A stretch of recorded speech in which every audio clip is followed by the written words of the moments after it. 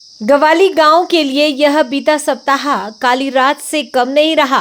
तीन होनहार बेटे अमित, कमलेश और रजनीश यमुना की तेज धार में समाकर सिर्फ अपने घरों को ही नहीं बल्कि पूरे गांव को गहरे मातम में छोड़ गए।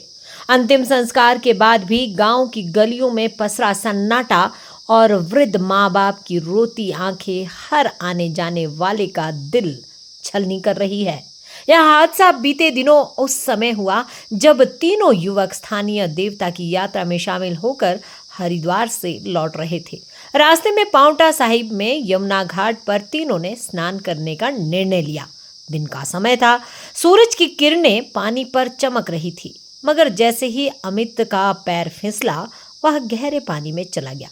उसे बचाने के लिए कमलेश और रजनीश भी कूद पड़े, लेकिन तेज धार इतनी भयावह साबित हुई कि कुछ ही पलों में तीनों यमुना में समा गए। घाट पर चीख पुकार मच गई, लोग दौड़े, मगर नदी की धार सब कुछ निगल चुकी थी। हादसे की जानकारी मिलते ही प्रशासन और एनडीआरएफ की टीमें जुटी। कई घंटों तक चला रेस्क्यू ऑपरेशन कठिन साबित हुआ। अमित का शव हरियाणा के क्लासर से, कमलेश का हथिनी कुंड बैराज से और रजनीश का शव यमुना नगर के ज्वालापुर से बरामद किया गया। यह इंतजार परिवारों के लिए असहनीय पीड़ा था।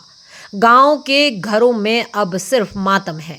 अमित अपने माता पिता का इकलौता बेटा था। परिवार की पूरी उम्मीदें उसी पर टिकी थी। कमलेश और रजनीश सगे भाई थे। माता पिता के दोनों बेटे चले गए। बहनों की कलाइयां हमेशा के लिए सूनी रह गई। गांव के बुजुर्ग कहते हैं, दो परिवारों के चिराग बुझ गए। यह दर्द सिर्फ उन घरों का नहीं, पूरे गांव का है। ग्रामीणों की आंखें आज भी नम हैं।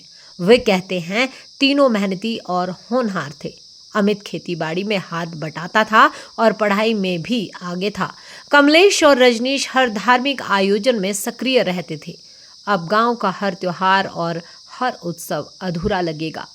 दीपावली की रात इन घरों में दिया कौन जलाएगा? यह सवाल हर किसी को रुला देता है।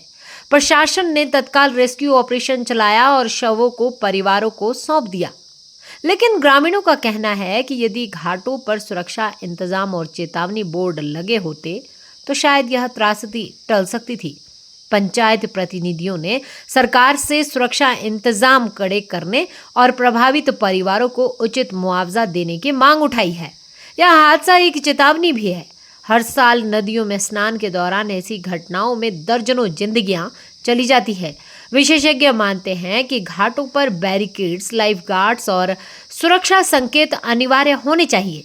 गवाली गांव की यह त्रासदी यह संदेश देती है कि एक पल की चूक कितने परिवारों को हमेशा के लिए अंधकार में धकेल देती है।